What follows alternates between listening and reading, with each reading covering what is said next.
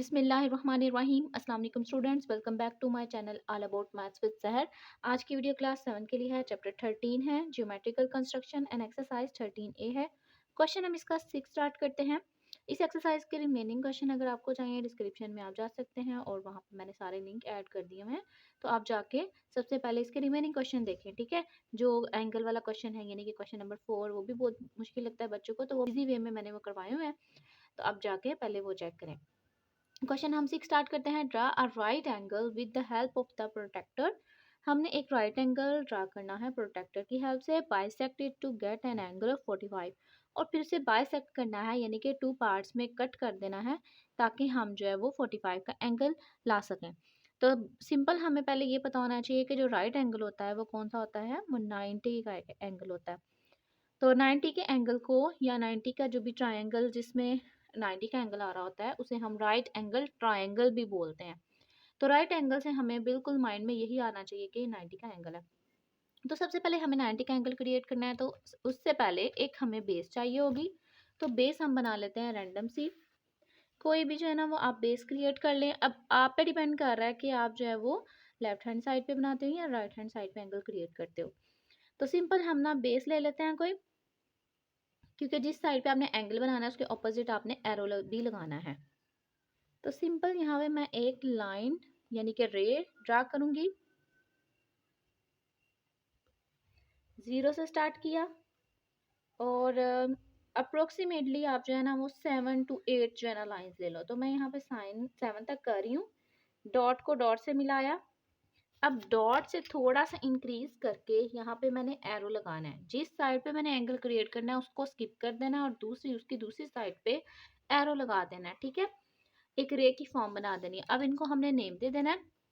Name आप जो है ना चाहो तो कुछ भी दे सकते हो। मैं यहाँ पे सिंपल ए और बी दूंगी। ठीक है, ताकि कंस्ट्रक्शन भी हमने लिखनी है ना, फिर आगे जाके हमें पॉइंट्स हमारे पास होंगे, नेम हमारे पास होंगे, तो हम इजी वे में उनकी कंस्ट्रक्शन कर सकते हैं। तो प्रोटेक्टर की मदद से हमने करना है ना, प्रोटेक्टर की हेल्प से करना है, बिकॉज यहाँ पे लिखा हुआ है।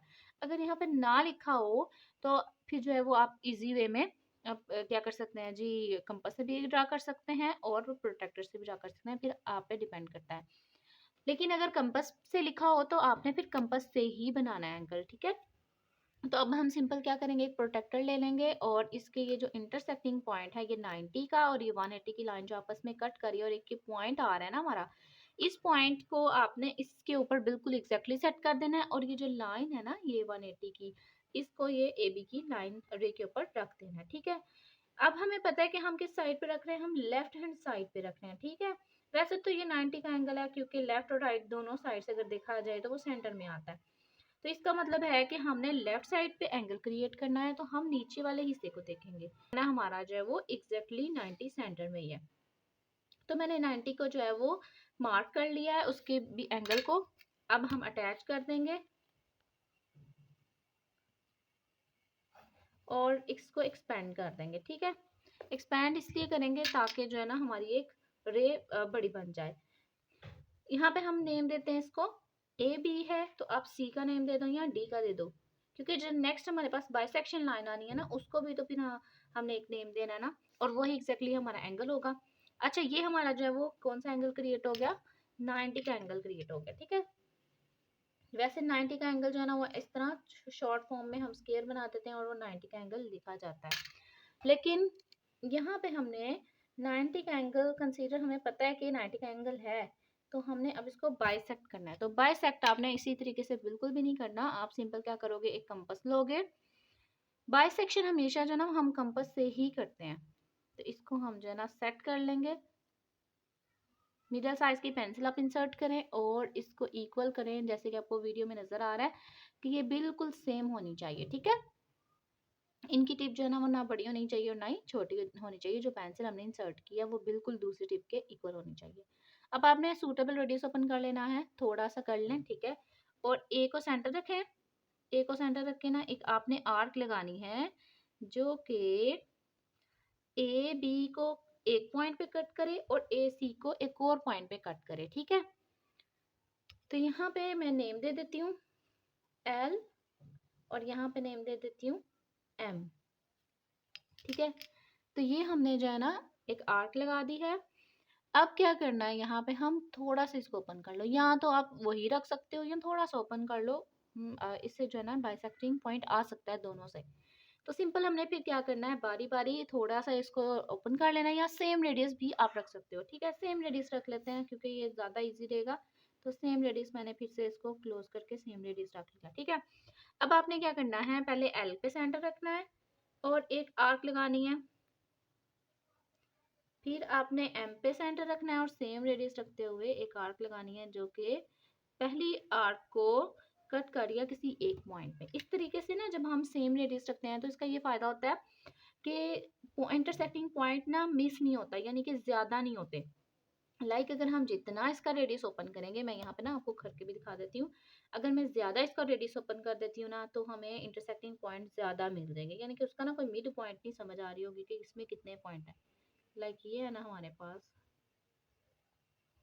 तो ये देखें, ये चेक करेंगे, इतनी हमारे पास इतना सा पार्ट आ गया है जिसके अंदर 1 2 3 पॉइंट जो ना हम इसमें और लगा सकते हैं। इसलिए हमें फिर एग्जैक्टली पता नहीं चलेगा कि हमने जो लाइन पास करनी है वो कौन से वाले पॉइंट से पास करनी है। इस तरीके से ना हमें एग्जैक्टली एक बिल्कुल फाइन सा जो है ना वो इंटरसेक्टिंग पॉइंट मिल जाता है। तो सिंपल हमने क्या किया, आप चाहे तो थोड़ा सा ओपन कर सकते हो, सेम रख के भी मैंने आपको बता दिया और ज्यादा रख के भी बता दिया। अब ए और ये जो इंटरसेक्टिंग पॉइंट आया इसको आप नेम दे दो डी का। ठीक है, ए और डी को आपने ज्वाइन करना है और एक्सटेंड कर देना है इसे।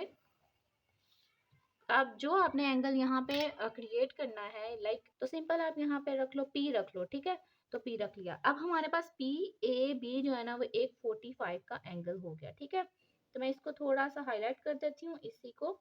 तो ये 45 का एंगल आ गया। अब हम इसकी कंस्ट्रक्शन लिख लेते हैं। और अगर आपने चेक करना है कि क्या ये 45 का एंगल आ गया है तो आप सिंपल वही प्रोसेस रिपीट करो।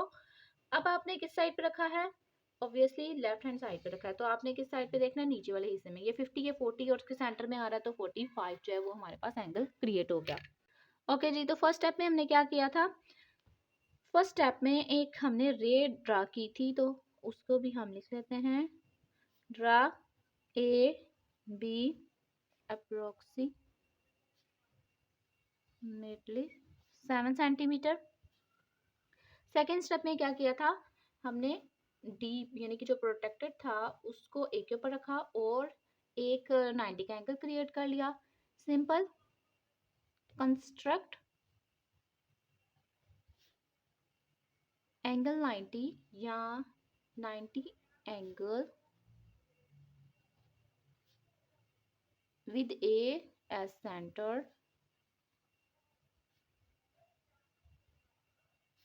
with the help of protector।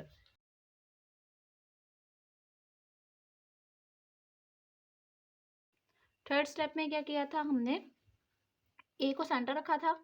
ठीक है, और अच्छा यहाँ पे ना आप रिप्रेजेंट कर सकते हो सी ए बी एंगल। ठीक है ना, यहाँ पे छोटा सा आप लिख लो कि measurement C A B is equal 90 with as centre. फिर आपको ये लाइन ये लिखने की जरूरत नहीं है, with A as centre with the help of protector.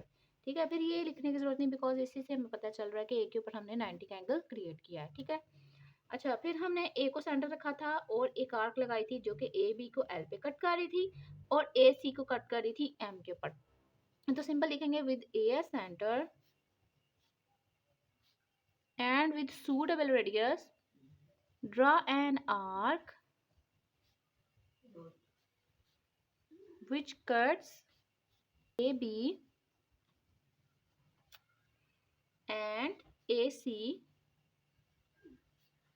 at L and M points. मैंने एक ही लाइन में ना इसको मर्ज कर दिया, आप चाहो तो आप इसको एक और स्टेप में लिख सकते हैं।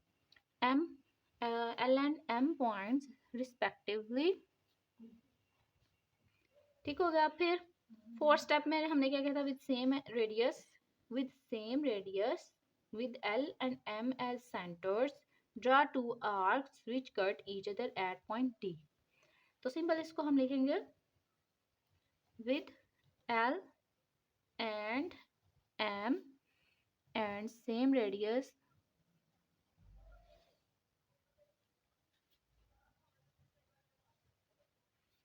draw two arcs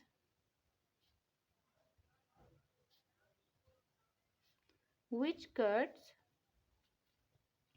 या which intersects भी आप लिख सकते हैं, which cuts each other at D point। Fifth step में हमने क्या किया था, ए और बी डी को ज्वाइन किया था और पी तक एक्सटेंड कर दिया था। तो सिंपल आप लिखोगे ज्वाइन डी टू ए या ए टू डी आप लिख लें, join A to D and extend it to P. इतना काम करने के बाद हम इसको बस रिप्रेजेंट कर देंगे। सिंपल बाइसेक्ट पॉइंट जो ना, आप बाइसेक्शन एंगल ऑफ, किसका हमने बाइसेक्शन एंगल लिया था, सी ए बी का। सी ए बी इज कौन सा हमारे पास, P A B. Measurement P A B is equal 45। तो बस सिंपल हमने ये एंगल को बाइसेक्ट कर दिया। जब हम ये लिख रहे होते हैं ना तो हमें लगता है जैसे कि कितना ही मुश्किल है, या अगर मैं समझा रही होती हूँ, ये चीज़ समझा रही होती हूँ, ये चीज़ समझा रही होती हूँ, तो आपको लग रहा होगा कि बहुत ज़्यादा मुश्किल मेथड है या बहुत ज़्यादा टाइम लग रहा है। लेकिन जब आप इसको करते हो तो जल्दी ये हो जाता है। लाइक अगर मेरी वीडियो बनी है ना 10 to 12, ठीक है, तो आपको जब आप करोगे ना तो आपको करते हुए ऑलमोस्ट जो है ना वो 6 मिनट टिकेंगे, 6 और 7 मिनट, ठीक है। यानी कि उसका हाफ, क्योंकि समझाने में ज़रा टाइम लगता है तो इस वजह से आप बिल्कुल भी ये मत समझिएगा कि आपको ज़्यादा टाइम स्पेंड करना पड़ रहा है।